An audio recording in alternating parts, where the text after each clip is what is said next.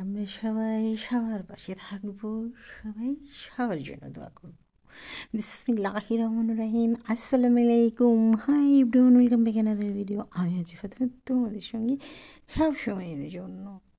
আমি আজ নতুন একটি দিনের নতুন একটি ভিডিও নিয়ে চলে এসেছি। যে যেখান থেকে দেখছো, দেশ কিংবা বিদেশ, তাদের সবাইকে অনেক অনেক দোয়া ও ভালোবাসা। আমি জানতামই না আমাকে এত মানুষ ভালোবাসে। আর যখন আমার পাশে মেহমান এলো, তখনই বুঝতে পারলাম যে আমাকে কত কত কত মানুষ ভালোবাসে। অনেক বেশি ভালো লাগলো। আর ভালো লাগে যখন, তখন কিন্তু অন্তর থেকে দোয়া চলে আসে।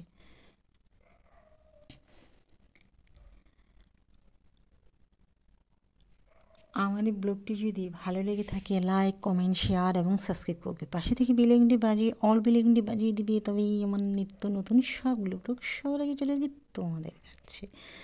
শুরু করে দিলাম রান্নাঘরের কাজ দিয়ে।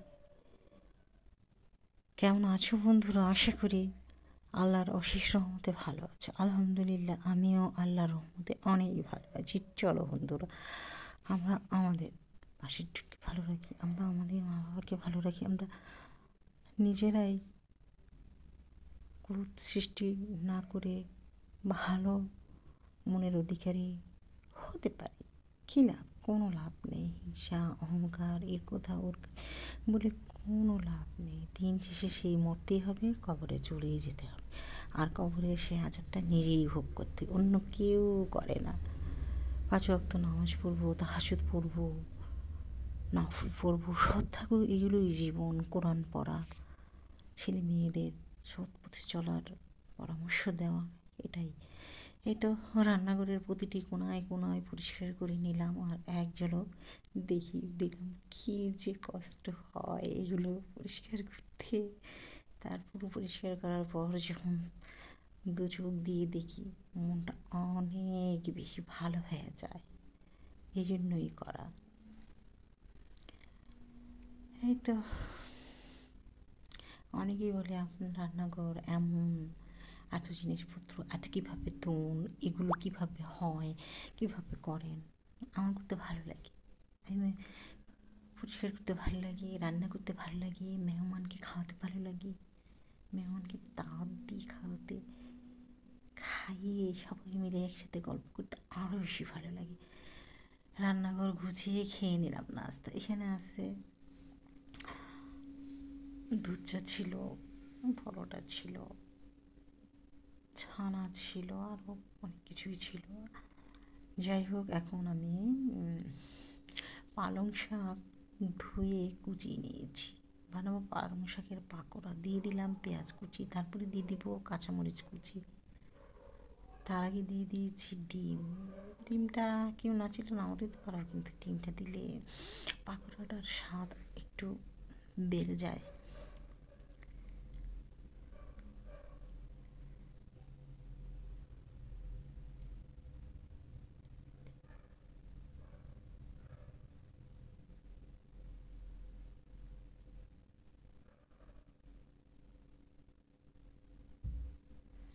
এই তো পাকোড়ার একটু বিবরণী দিয়ে দিলাম, পুরোটা ডিটেলস বলবো। এখন মেয়ের ড্রেসিং টেবিলটা আমি পরিষ্কার করছি। পাগল হওয়ার কিছুই নাই, পরিষ্কার করতে পারি, কিন্তু আমি কিন্তু সাজি না অতটা। আর সেজে কী লাভ হবে? আমি তো সবসময় মুখ ঢেকে রাখি। এই তো জাস্ট গুছিয়ে দিলাম, সেটাই একটু দেখিয়ে দিলাম।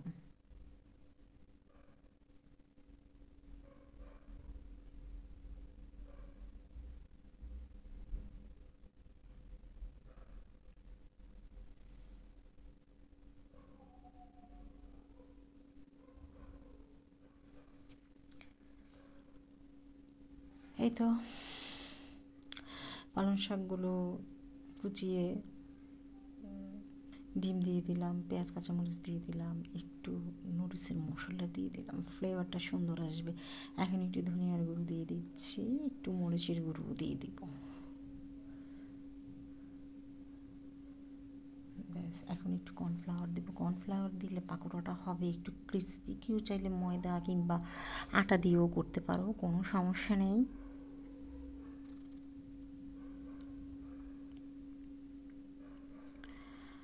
একটু কর্নফ্লাওয়ার দিয়ে দিয়েছি। এটা এখন খুব ভালো করে মিশিয়ে নেব।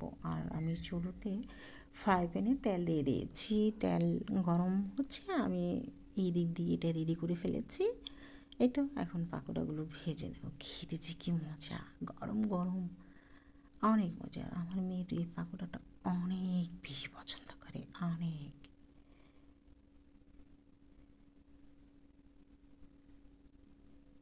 দুধ চা দিয়ে খেতে, সাথে সালাদ, অনেক মজা, অনেক মজা। তারপরেই তো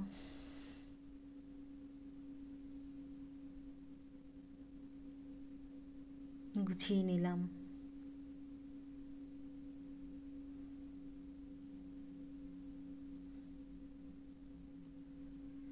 বাজার থেকে যা আনলো গুছিয়ে নিলাম।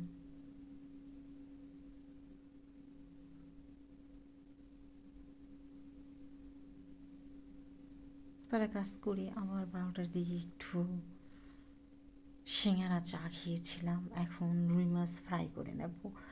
এখানে কাঁচামরিচের পেস্ট দিয়ে দিলাম, রসুন পেস্ট, আদা পেস্ট, মরিচের গুঁড়ো, একটু হলুদের গুঁড়ো দিয়ে ধুয়ে রাখা মাছগুলো, লবণগুলো খুব ভালো করে, রুই মাছগুলো লবণ দিয়ে খুব ভালো করে ধুয়ে নিয়েছি। এখন একটু সরিষার তেল দিয়ে দিচ্ছি, দিয়ে খুব ভালোভাবে মেখে কিছুক্ষণ রেখে দেবো, তারপর ভেজে নেবো। আর এই রুই মাছ ভাজাটা ভীষণ মজার ছিল। আমি আগে মরিচগুলো ভেজে নিচ্ছি, ফ্রাই প্যানে আমি আগেই তেল দিয়ে রেখেছিলাম।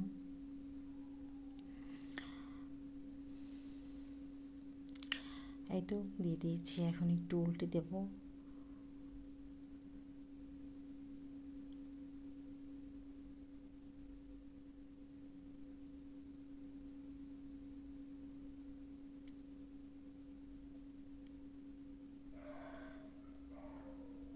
মাছ ভাজা হয়ে গেল। এখন এইখানে আমি আবার 2টা রুই মাছ বাজার থেকে কেটে নিয়ে আসছিলাম। প্যাকেটগুলো ডিপ ফ্রিজে রেখে দিয়েছি, আর বাকিগুলো আমি ভেজে নিয়েছি পাশের চুলায়। এখানে কাঁচামরিচ, পেঁয়াজ, বেগুন, আর কী যেন সবজি আছে, চিচিঙ্গা সম্ভবত, ভালো করে ভেজে নেব। শীতের সবজি ভেজে রান্না করলে ভীষণ মজা লাগে। 1 টিস্পুন মরিচের গুঁড়ো দিয়ে দিলাম, ধনিয়ার গুঁড়ো 1 টিস্পুন দিয়ে দিলাম, হলুদের গুঁড়ো 1 টিস্পুনের 4 ভাগের 1 ভাগ দিয়ে দিলাম। আবারও ভালোভাবে ভেজে পানি দিয়ে আমি ভেজে রাখা মাছের মাথাগুলো দিয়ে দিচ্ছি।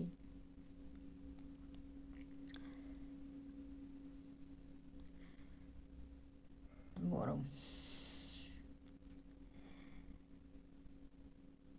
অনেক গরম।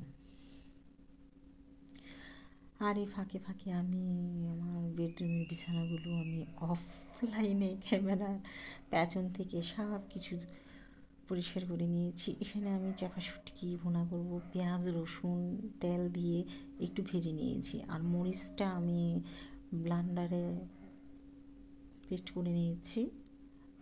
এভাবে পেস্ট করে নিয়ে ভর্তা ভুনা করলে অনেক বেশি মজা লাগে। বাঁশপাতা চাপা আমি খুব ভালোভাবে ভিজিয়ে রেখেছি, ধুয়ে পরিষ্কার করে দিয়ে দেবো। দিয়ে দিয়েছি লবণ। এই তো বাঁশপাতা চাপাগুলো অনেক অনেক মজার। আমি এগুলো 2 বক্স কিনেছি, প্রায় শেষের পথে। এইটা আমি খুব ভালোভাবে নেড়ে নেব। অল্প একটু পানি দেবো, যেহেতু সব কিছুই আমার এখানে ভাজে, অল্প একটু পানি দিয়েছি। পানি দিয়ে কি যে মজা! এই শুটকি ফোনাটা দিয়ে 2 প্লেট ভাত খেয়ে নেওয়া কোনো ব্যাপারই না। কিন্তু আমি তো 2 প্লেট ভাত খেতে পারবো না, আমি একদম অল্প ভাত খেতে হয় আমাকে। ফল ফ্রুটটা একটু বেশি খাই। এই তো আমার শুটকির লোকটা এমন এসেছে, কী যে লোভনীয় হয়েছে!